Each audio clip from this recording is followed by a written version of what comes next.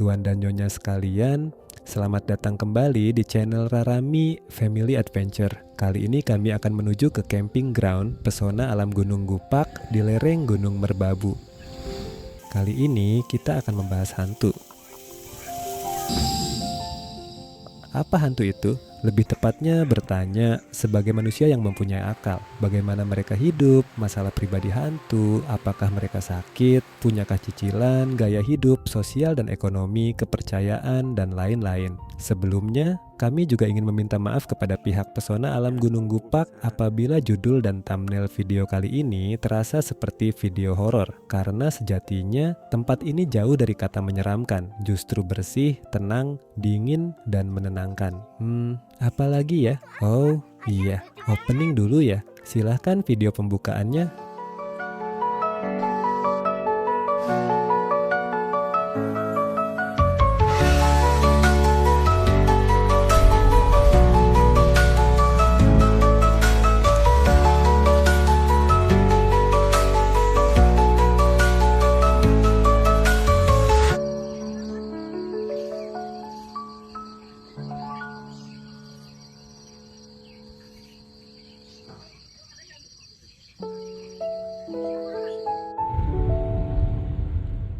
Tuan dan Nyonya sekalian, camping kali ini sebenarnya kami lakukan setelah Lebaran. Baru kali ini saja saya sempat membuat dan mengedit video setelah baru saja mendapatkan ide. Kalau kami membahas tentang tempat campingnya, sepertinya sudah banyak yang melakukannya. Untuk itu, saya recall lagi tentang apa yang sejatinya kami perbincangkan waktu itu. Dari bahasan anak-anak yang mulai ketakutan setelah Lebaran karena merasa bahwa hantu sudah tidak lagi di penjara. Maka kami sebagai orang tua melanjutkan dengan perdebatan pemikiran karena ikut terbawa suasana. Jauh dari itu, saya malah kepikiran jika hantu ada, seperti apa mereka. Kita selalu membayangkan hantu sebagai sosok dingin yang kegiatannya hanya menakuti. Seakan kita yang korban ini harus selalu mendapat simpati. Tapi bagaimana jika dibalik semua itu, mereka juga menjalani kehidupan yang rumit setiap hari. Kehidupan panjang yang sepertinya tidak selesai-selesai. Hidup abadi itu apakah berkah atau kutukan? Karena semakin saya pikirkan, semakin terasa bahwa kita terlalu sering melihat mereka sebagai gangguan dan terlalu jarang melihat mereka sebagai makhluk hidup. Makhluk yang mungkin punya kebiasaan, lingkungan, keluarga, bahkan permasalahan. Dan selama perjalanan dan ketika camping, pikiran saya mulai berjalan terlalu jauh. Baiklah, mari kita serius membahas hantu, pocong, kuntilanak, gendrowo, apapun jenisnya ini dengan kacamata manusia waras dewasa. Kita lihat dari berbagai aspek, ontologi, individu dan psikologi, biologi dan anatomi, antropologi dan budaya, sosiologi, ekonomi, politik dan pemerintahan, sejarah, serta filsafat dan spiritual.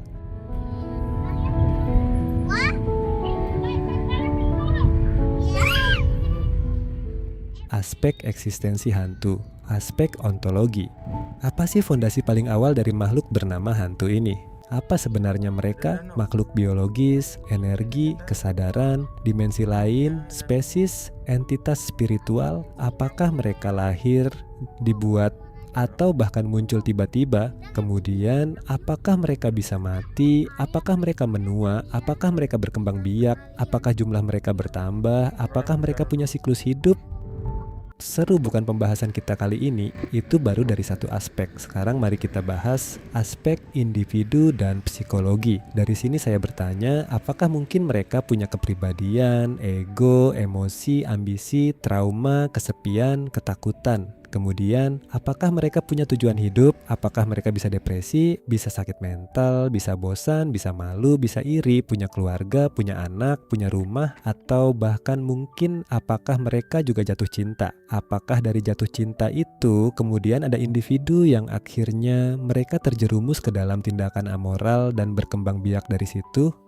Aspek biologi dan anatomi. Membayangkan sosok hantu adalah hal paling menakutkan bagi saya, apalagi ketika harus terbangun dan pipis pada jam 3 pagi, ketika kondisi otak belum sepenuhnya bekerja. Padahal kalau mau jujur, Anatomi mereka adalah gambaran alam paling kacau untuk digunakan dalam mekanisme bertahan hidup. Dalam aspek ini, mari kita bahas struktur tubuh, sistem gerak, energi, evolusi, dan bagaimana adaptasi lingkungannya. Dari hal itu saja akan banyak yang tidak relevan, misalnya kalau pocong terikat, bagaimana sistem mobilitasnya? Kalau kuntilanak berambut panjang, bagaimana perawatan biologisnya? Apakah mereka bernapas, punya organ, punya sistem pencernaan? Apa sumber energi mereka? Apakah mereka makan? Kalau iya, apa yang mereka makan? Bagaimana reproduksi mereka? Apakah mereka punya DNA? Lebih lanjut lagi kalau kita melihat dari aspek ini, bagaimana ekosistem mereka? Apakah ada ekosistem supranatural? Adakah hantu pohon, hantu hewan, bakteri gaib, virus supranatural, parasit metafisik?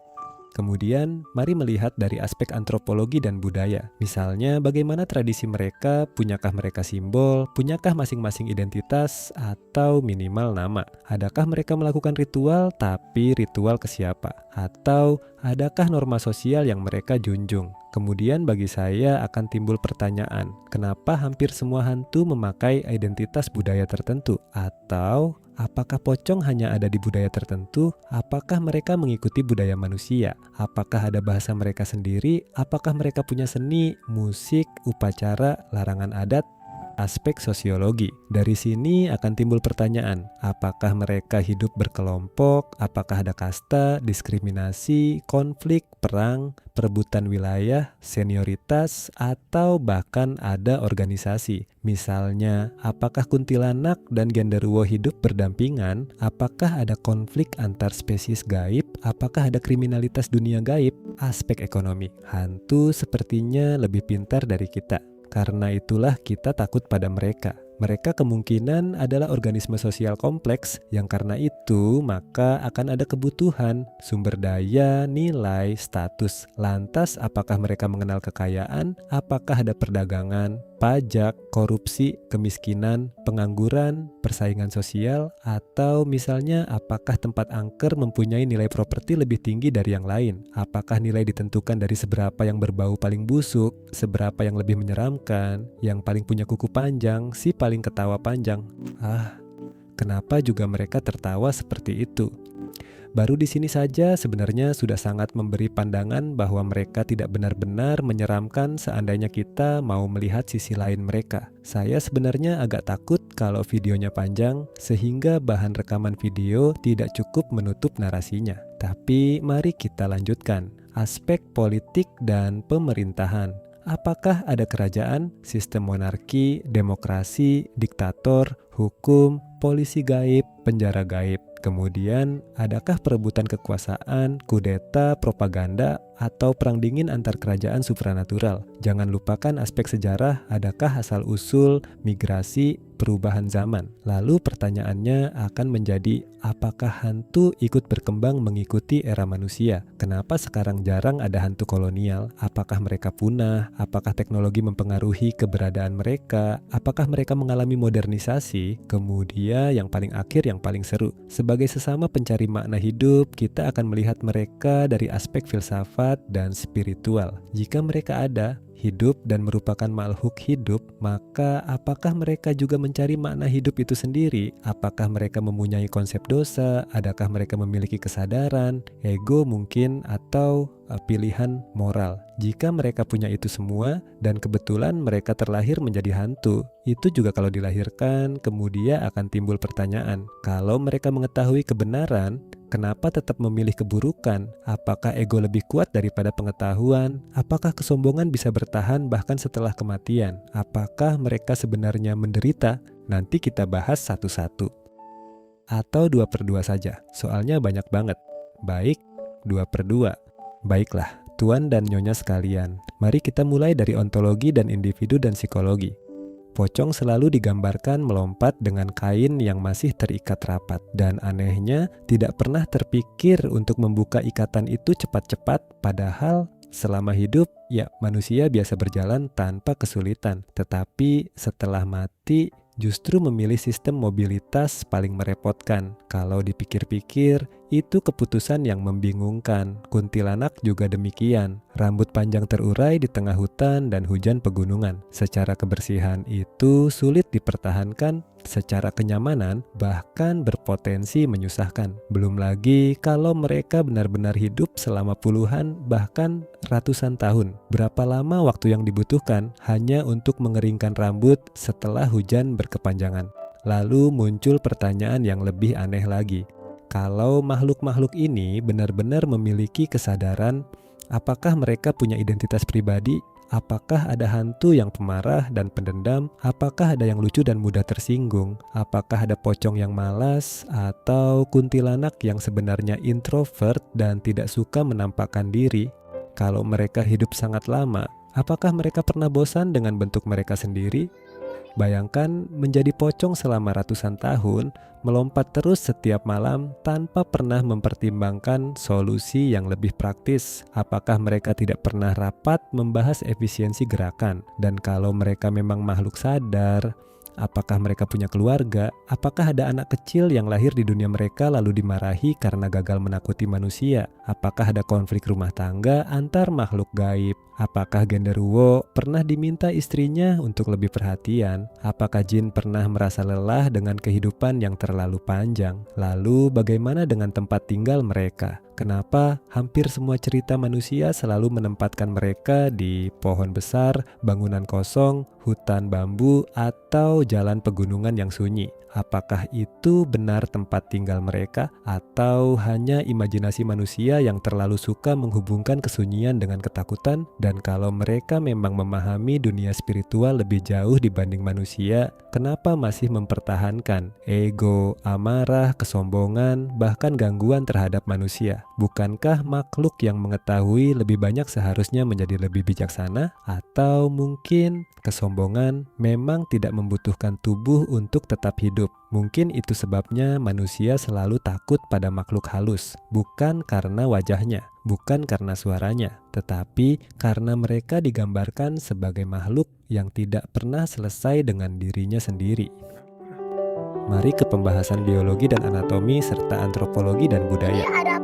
Kalau makhluk halus memang benar-benar hidup berdampingan dengan manusia, maka sebenarnya mereka harus memiliki sistem biologis dan struktur anatomi yang mampu menopang keberlangsungan spesiesnya dalam jangka panjang. Dan justru disitulah semuanya mulai terasa membingungkan. Pocong misalnya, dalam sistem biomekanika dasar, metode lokomosi melompat terus-menerus jelas menghasilkan pemborosan energi kinetik yang besar. Distribusi beban tubuh menjadi tidak stabil, elastisitas gerakan menurun, dan efisiensi perpindahan ruang hampir mustahil optimal. Pertanyaannya, kenapa mereka mempertahankan sistem gerak seburuk itu selama ratusan tahun? Kalau memang mereka makhluk sadar, seharusnya sudah ada reformasi anatomi dan modernisasi mobilitas. Minimal membuka ikatan kaki terlebih dahulu.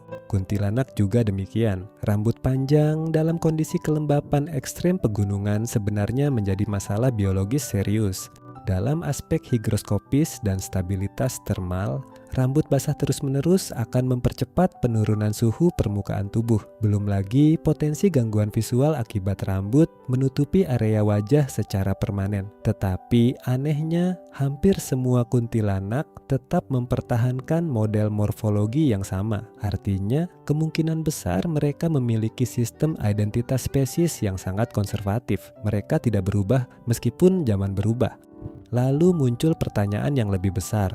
Kalau mereka memang hidup, maka mereka pasti memiliki metabolisme energi. Apa sumber energinya? Apakah mereka mengonsumsi material biologis atau menggunakan absorpsi emosional manusia sebagai sumber energi psikis? Kalau rasa takut menjadi nutrisi utama, maka sebenarnya manusia dan makhluk halus berada dalam hubungan simbiosis neuroemosional yang cukup kompleks. Semakin manusia takut, semakin stabil keberlangsungan hidup mereka. Dan kalau memang ada ekosistem supranatural, maka tidak mungkin hanya ada hantu manusia. Harus ada fauna metafisik, vegetasi astral, mikroorganisme non-fisik, bahkan kemungkinan adanya parasit interdimensional. Karena setiap ekosistem pasti membutuhkan rantai keberlangsungan. Kalau ada hantu pohon, berarti ada anatomi vegetatif supranatural. Kalau ada hewan jadi-jadian, berarti ada kemungkinan mutasi lintas spesies dalam dimensi mereka.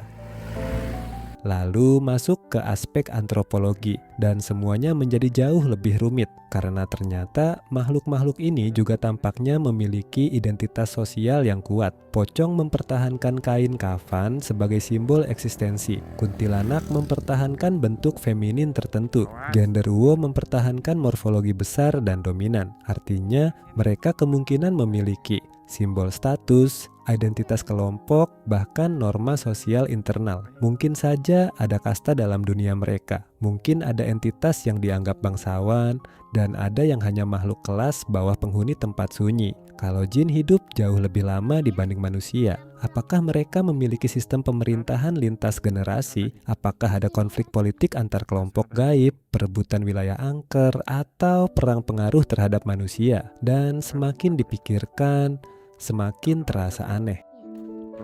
Kalau mereka benar-benar mengetahui realitas spiritual lebih dalam dibanding manusia, kenapa masih mempertahankan ego, dominasi, intimidasi, bahkan kesombongan? Apakah usia panjang tidak otomatis menghasilkan kebijaksanaan? Atau mungkin makhluk hidup tetaplah makhluk hidup, meskipun tubuhnya tidak lagi terlihat manusia?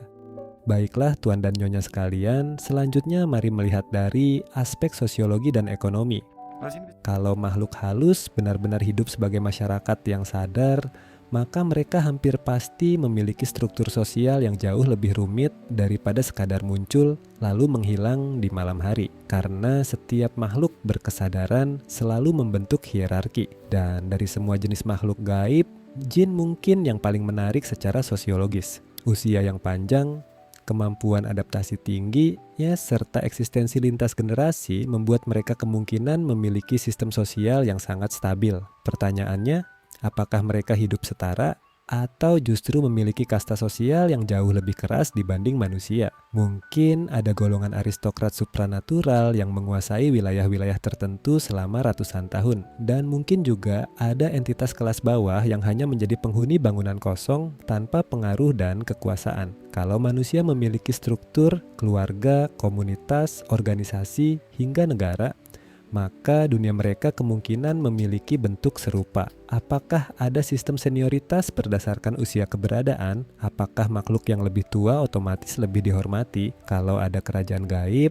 apakah pernah terjadi perebutan tahta? Apakah ada oposisi politik dalam dunia jin? Dan yang lebih lucu lagi, apakah ada makhluk halus yang gagal secara sosial? Bayangkan menjadi pocong selama 200 tahun, tetapi tetap tidak terkenal di wilayah sendiri. Sementara kuntilanak lain lebih populer dan lebih sering disebut manusia. Apakah ada kecemburuan sosial antar makhluk? Karena terus terang, popularitas pocong di Indonesia jauh melampaui banyak entitas lain. Padahal secara mobilitas, performanya cukup buruk. Lalu masuk ke aspek ekonomi dan semuanya mulai terdengar seperti rapat perusahaan multinasional yang tersesat di dunia astral. Kalau mereka hidup, maka mereka pasti membutuhkan sumber daya. Pertanyaannya, apa bentuk kekayaan dalam dunia mereka? Apakah wilayah angker termasuk aset properti premium? Apakah tempat yang sering didatangi manusia memiliki nilai ekonomi lebih tinggi? Kalau energi mereka berasal dari rasa takut manusia, maka lokasi dengan intensitas ketakutan tinggi kemungkinan menjadi pusat ekonomi utama. Artinya, rumah tua kosong, hutan sunyi, dan jalan pegunungan berkabut mungkin termasuk kawasan elit strategis.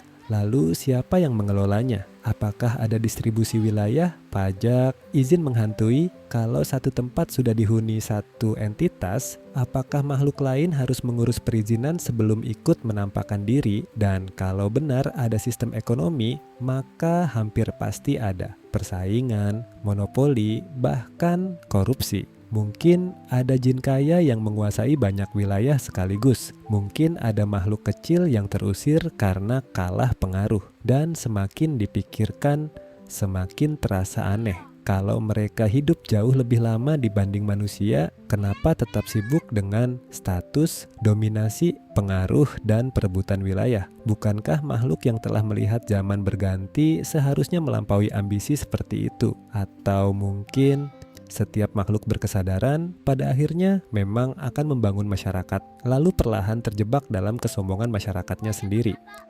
Sampai di sini seru sekali kan? Bertahanlah dulu sebentar tuan dan nyonya sekalian, saya hampir sampai ke penghujung. Baik, untuk selanjutnya aspek politik dan pemerintahan dan aspek sejarah. Kalau makhluk halus memang memiliki masyarakat yang stabil, maka kemungkinan besar mereka juga memiliki sistem politik dan pemerintahan yang tidak kalah rumit dibanding manusia. Karena setiap komunitas yang bertahan lama pasti akan menghasilkan kekuasaan, aturan, konflik, dan perebutan pengaruh. Pertanyaannya, siapa sebenarnya yang memimpin dunia mereka? Apakah jin memiliki sistem monarki turun-temurun? Apakah ada dinasti supranatural yang sudah berkuasa sejak manusia masih tinggal di gua? Kalau usia mereka sangat panjang, berapa lama masa jabatan pemimpin mereka? Bayangkan, pemilu kerajaan gaib berlangsung setiap 300 tahun sekali. Itu pun mungkin masih dianggap terlalu cepat. Lalu, bagaimana sistem hukumnya? Kalau ada makhluk yang melanggar wilayah angker milik entitas lain, apakah ada pengadilan astral,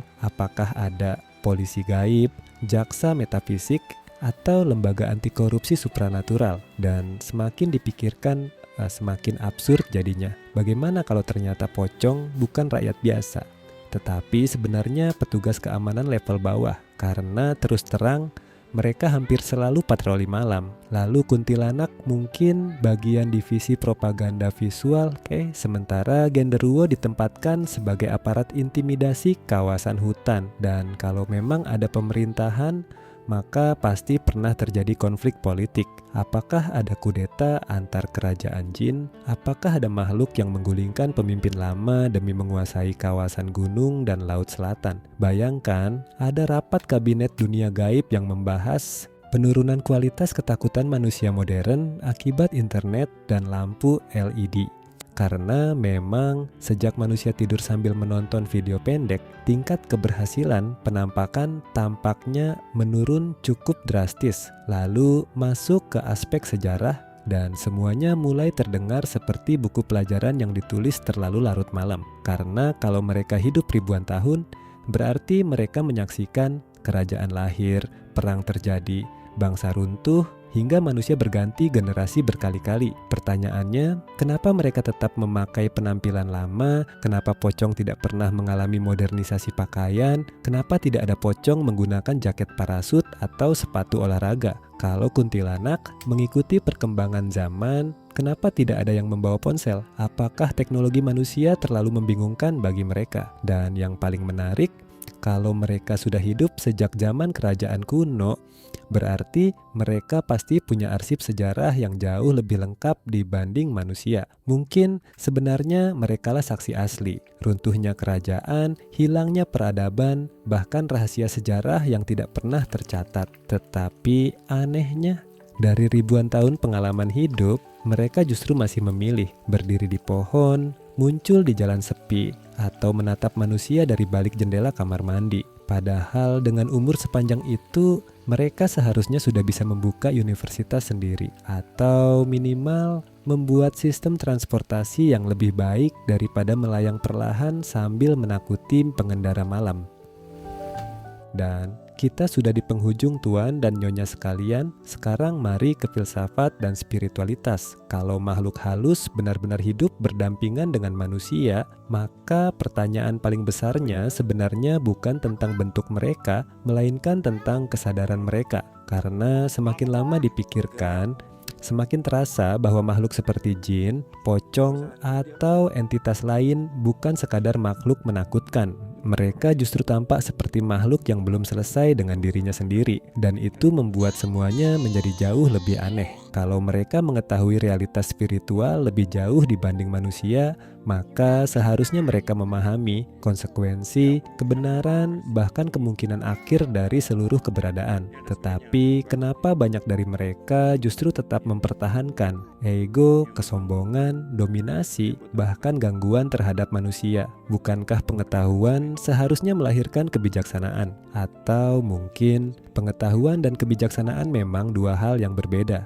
Manusia sering membayangkan makhluk gaib sebagai entitas superior, usianya panjang, keberadaannya misterius, dan konon memahami banyak hal yang tidak dipahami manusia. Tetapi semakin dipikirkan, perilaku mereka justru sangat manusia. Masih marah, masih iri, masih suka mengganggu, masih mempertahankan identitas dan wilayah. Seolah-olah setelah tubuh hilang, ego ternyata tetap tinggal. Dan itu menimbulkan pertanyaan yang jauh lebih mengganggu. Apakah kesadaran benar-benar berkembang setelah kematian? Atau makhluk hidup hanya membawa versi dirinya yang sama, ya ke bentuk keberadaan yang berbeda? Kalau jin hidup ribuan tahun, apakah mereka pernah mencapai titik lelah terhadap ambisi? Apakah ada makhluk gaib yang akhirnya sadar bahwa kekuasaan tidak pernah selesai, kesombongan tidak pernah kenyang, dan dominasi tidak pernah benar-benar memberi ketenangan? Atau justru semakin panjang usia mereka,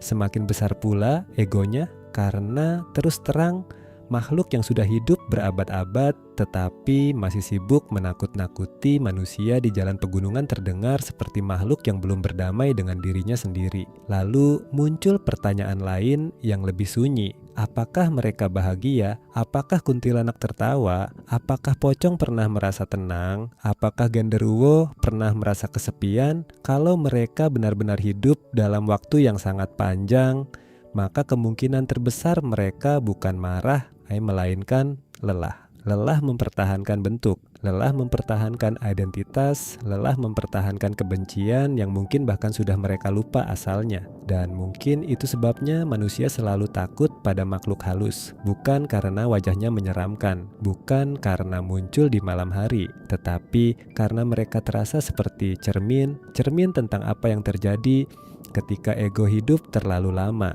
Karena mungkin yang paling mengerikan bukanlah kematian, melainkan kemungkinan bahwa seseorang bisa terus hidup tanpa pernah benar-benar berubah. Ternyata sepanjang ini, setelah tadi kita membahas anatomi hantu, ekonomi jin, politik pocong, sampai kemungkinan adanya bakteri astral dan parasit dimensional, akhirnya saya mulai sadar perlahan bahwa hidup mereka mungkin jauh lebih berat daripada bayangan. Karena semakin dipikirkan, semakin terasa mereka bukan makhluk mengerikan, melainkan makhluk yang terlalu lama bertahan dalam kesunyian. Bayangkan saja, pocong harus melompat sepanjang malam, tanpa pernah ada perkembangan. Padahal manusia saja sudah menemukan motor kopling, mobil matic, bahkan suspensi ganda yang menenangkan. Kuntilanak juga demikian, rambut panjang dalam kelembapan pegunungan, hujan berkepanjangan, angin dingin yang datang perlahan. Belum lagi kalau kusutnya luar biasa dan tidak ada salon gaib yang buka 24 jam di alam sana. Lalu genderuwo, tubuh besar, bulu lebat,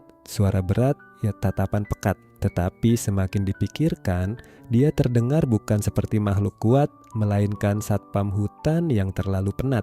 Dan kalau benar ada sistem pemerintahan, mungkin ada rapat kabinet jin setiap malam Jumat, membahas penurunan kualitas ketakutan, menurunnya efektivitas penampakan, dan generasi manusia modern yang tidur sambil menonton video masakan. Mungkin ada pocong muda yang sebenarnya ingin menjadi akuntan, tetapi gagal berkembang karena tekanan lingkungan. Masa anak pocong malah kerja di perbankan, atau mungkin ada kuntilanak yang sebenarnya lembut dan penyayang, tetapi terus dipaksa mempertahankan citra seram demi kebutuhan lapangan. Dan semakin jauh pembahasan ini berjalan, semakin saya merasa bahwa mereka sebenarnya bukan marah, melainkan lelah. Lelah menjaga wilayah, lelah menjaga sejarah, lelah menjaga identitas yang tidak berubah-ubah. Karena terus terang, makhluk yang hidup ratusan tahun tetapi masih sibuk berdiri di pohon bambu sambil menatap jalanan berkabut, terdengar bukan seperti predator menakutkan, tetapi seperti makhluk yang belum menemukan tujuan. Dan mungkin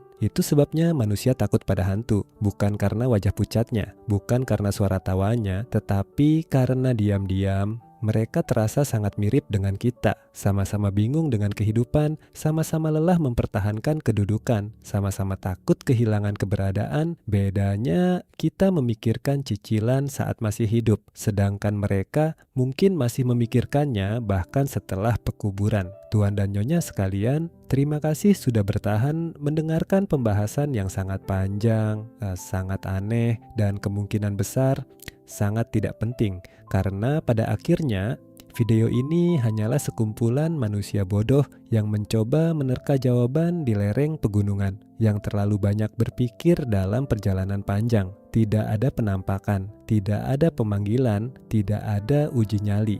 Hanya ada hujan, kabut, dingin, dan pikiran kosong yang berjalan terlalu jauh dalam kesunyian. Dan mungkin memang benar, semakin malam suasana pegunungan, semakin liar pula arah pemikiran. Tetapi kalau dipikir-pikir lagi, bukankah sebagian besar hiburan manusia memang lahir dari hal-hal yang sebenarnya tidak terlalu penting? Sepak bola, gosip tetangga, komentar media sosial, bahkan perdebatan tentang makhluk yang mungkin sedang bingung melihat kita dari kejauhan. Dan setelah semua pembahasan ini, akhirnya saya sadar satu hal perlahan, merasa bodoh ternyata bukan hal memalukan, merasa tidak tahu justru tanda kewarasan yang menenangkan. Karena orang yang merasa paling tahu segalanya biasanya justru yang paling dekat dengan kesombongan. Sementara manusia yang masih mau bertanya, masih mau bingung, masih mau tertawa pada pikirannya sendiri, mungkin justru masih cukup sehat untuk menikmati kehidupan.